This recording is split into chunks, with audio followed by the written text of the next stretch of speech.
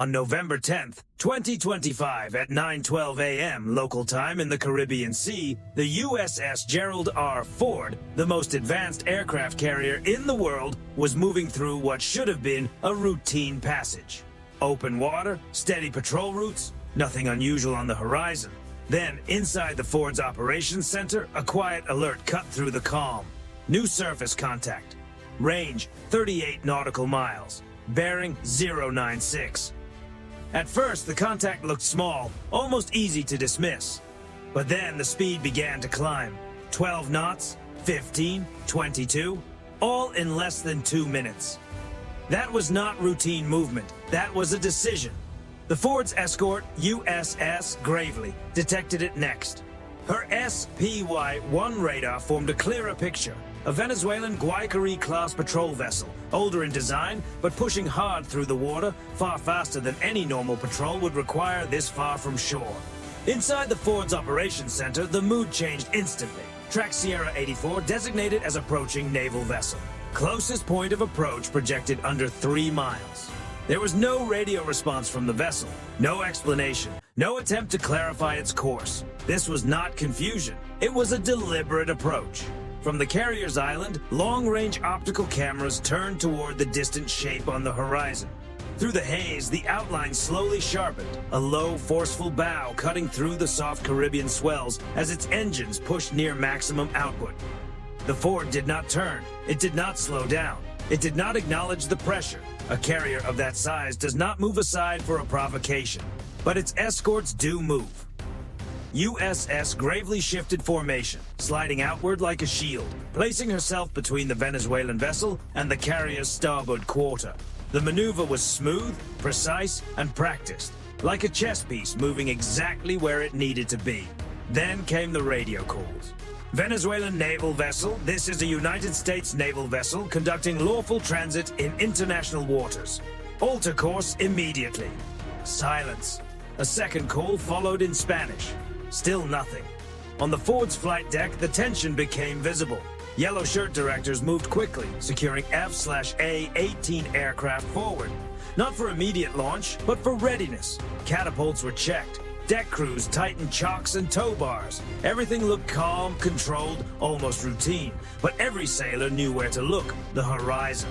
Above the strike group, an E-2D Hawkeye continued circling, tracking the Venezuelan vessel's course vector. Straight in. No drift, no hesitation, no adjustment. The kind of perfectly steady line that can mean only one of two things: a serious navigation error or a carefully calculated message. And Venezuelan captains do not usually make mistakes that obvious. Aboard the Ford, the SLQ-32 electronic warfare suite began logging emissions. A weak surface search radar pulse swept across the carrier group. Not a direct targeting signal, but deliberate enough to matter. A provocation wrapped in deniability. Gravely's commanding officer remained steady. Maintain intercept barrier. Do not escalate unless advanced tracking signals are detected. Escorting a carrier is like guarding a crown jewel. Every turn is recorded, every radar pulse is studied, every course change is measured. And right now, Sierra 84 was changing the script. At 9:26 a.m., the Venezuelan vessel increased speed again, crossing 26 knots, well above efficient cruising speed. Its wake spread wide and white across the deep blue water, the visible signature of a ship trying to make a point. Through magnified optics, deck crew could be seen near the forward 76mm mount. It was not being operated, but it was uncovered and ready. The Ford issued its final standardized warning, calm and unmistakable. This is a United States naval vessel. You are operating unsafely. Alter course now. Still no reply. Inside the Ford's operations center, the air felt heavier. Screens glowed, icons pulsed. Sierra 84 had closed to within 12 nautical miles, a distance where one wrong move could become a serious incident in moments. The carrier did not turn. It did not need to. But the message was already clear on every American console. This was not an accident. This was a test. And Venezuela had picked the wrong ship to test. By 9:47 a.m., the Venezuelan patrol ship was fully committed, its bow cutting aggressively toward the Ford strike group. What had begun as a faint radar contact was now a visible silhouette, growing larger by the minute. No weaving, no slowing, no hesitation. A straight-line approach. That was when the Ford shifted from monitoring to control. Two F/A-18E Super Hornets launched from catapults 2 and 3. Steam rolled across the deck as the jets roared forward, lifted into the sky, and banked hard to starboard. Their mission was simple: establish a protective presence ahead of the carrier and get a direct visual on the approaching vessel. At 1,200 feet above the sea, the E-2D Hawkeye adjusted its orbit, its radar sweeping wide arcs over the Caribbean. Onboard analysts studied every change coming from the Venezuelan ship. Frequency shifts, signal patterns, power adjustments. Nothing was ignored. On the surface, USS gravely moved into intercept position, cutting diagonally across the Venezuelan vessel's projected path. Her message needed no translation. You are not getting past this line. Inside the Ford's operations center, another alert sounded. Venezuelan radar spike detected. Enhanced surface search mode. It was not a direct lock, but it was close enough to sharpen the room's focus. Log it, the tactical officer ordered. Maintain response guidelines. That was the line everyone understood. Calm control on one side, escalation on the other. And that morning, the line was razor thin. The Venezuelan ship answered with its own display. Its forward 76mm mount lifted slightly, only a few degrees. Not enough to create an immediate crisis, but enough to send a message. Steel speaking without words. On board the Ford, no one reacted outwardly. No panic, no rushing, no hesitation. This was not the crew's first tense encounter at sea, and it would not be their last. But every sailor understood exactly what that small movement meant. Venezuela wanted a headline, a patriotic clip for state television, a dramatic close pass they could frame as a bold stand against the Americans. But they had badly misread the room. The Ford Strike Group does not perform for cameras. It takes control. At 9:53 a.m., an MH-60R Seahawk lifted from the carrier's deck, its rotors cutting through the humid Caribbean air. The helicopter moved low over the waves, fast and steady, then settled into position off the Venezuelan ship's port side. A green laser marker flashed once, brief. Controlled, non-contact clear. We see you. Everything is being recorded, and you are reaching the limit. Inside the Seahawk, the sensor operator tightened the image through the MX-20 camera. The Venezuelan deck came into sharp focus. Faces appeared in thermal detail. Sailors looked upward. Some held the rails. One raised binoculars, trying to look calm, but the movement was stiff and uncertain. Deck crew appears unsettled, the operator reported. No one on the American side was surprised. This was not a contest between equals. On one side was a regional patrol vessel. On the other was the most advanced carrier strike group ever put to sea. The Venezuelan captain understood the difference too, but pride has a way of pushing people past good judgment. The patrol ship increased speed again. Its engines pulsed hard, its wake spreading behind it like a bright white trail across the deep blue water. Closest point of approach now, 1.8 nautical miles. Gravely called it out. Unsafe approach confirmed. Recommend deterrence posture. The destroyer turned with purpose, cutting a sharper angle across the Venezuelan ship's projected path. A wall of displaced water rolled outward, a physical reminder that any further advance would bring the patrol vessel dangerously close to something much larger, much heavier, and far more capable. Still, the Venezuelan ship held its line. Back inside the Ford's operations center, the tactical action officer watched the situation unfold with steady eyes. Every second raised the risk. Not because the Venezuelan Navy had the advantage, but because their room for error had vanished. One poor rudder correction, one misread wave, one nervous decision at the wrong moment. That was all it would take for a regional stunt to become a serious international incident. At 9:59 a.m., the Super Hornets dropped to a lower altitude, sliding beneath the cloud cover. Their presence alone changed the atmosphere.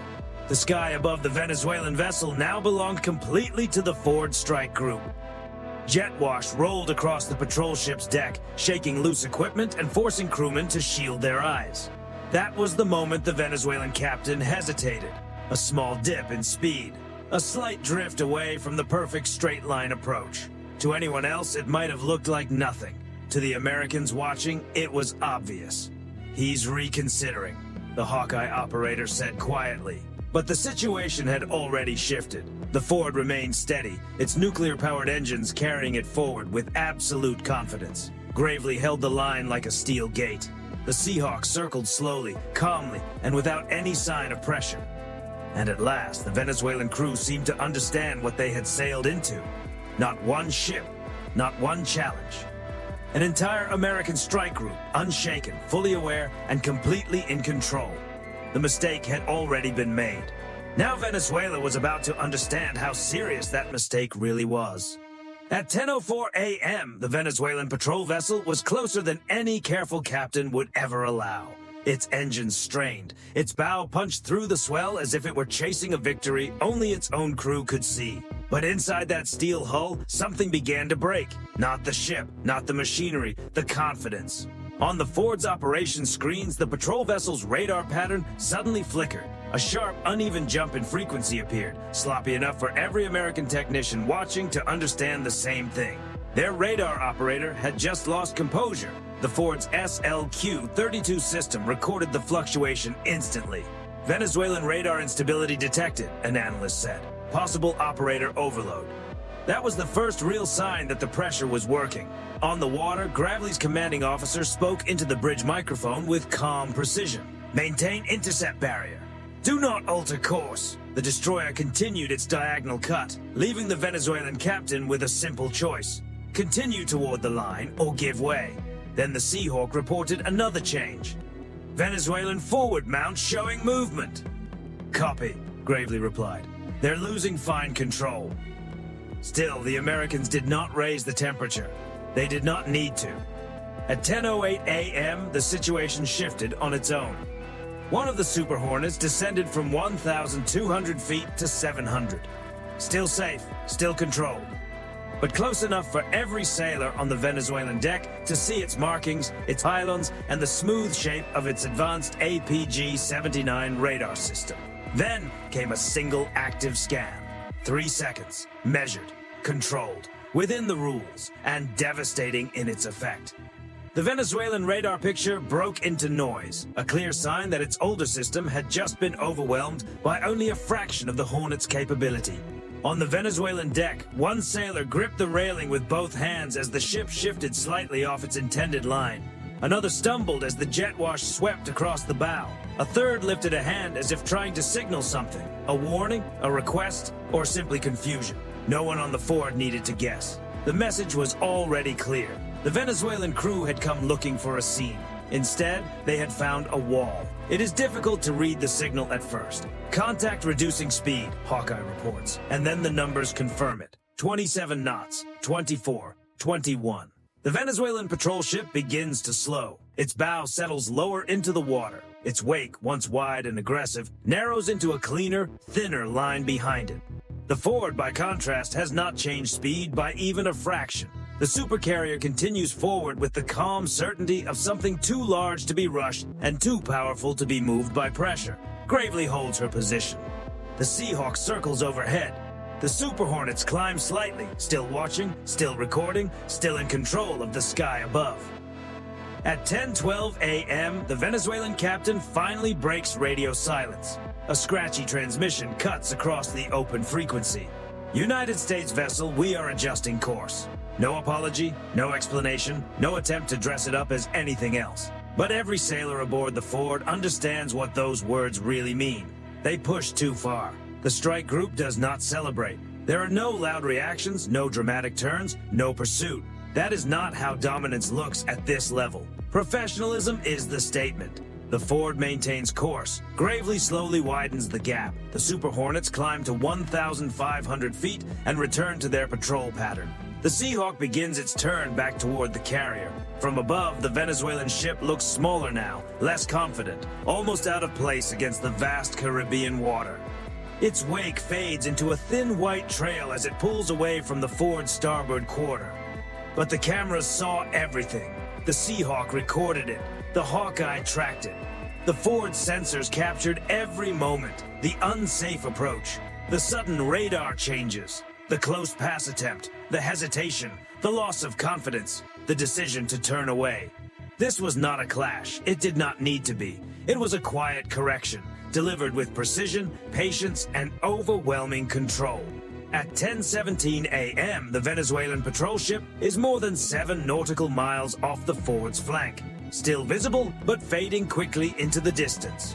On the Ford's bridge, the captain says nothing. He does not need to. His ship speaks clearly enough. 100,000 tons of American resolve, a nuclear-powered heart, dozens of aircraft ready above and below deck, an entire strike group moving as one machine. And one message every Navy understands. You may approach, you may posture, you may try to create a scene, but you will not intimidate the USS Gerald R. Ford. Because challenging a supercarrier is not a display of strength. It is a mistake. A very, very big mistake.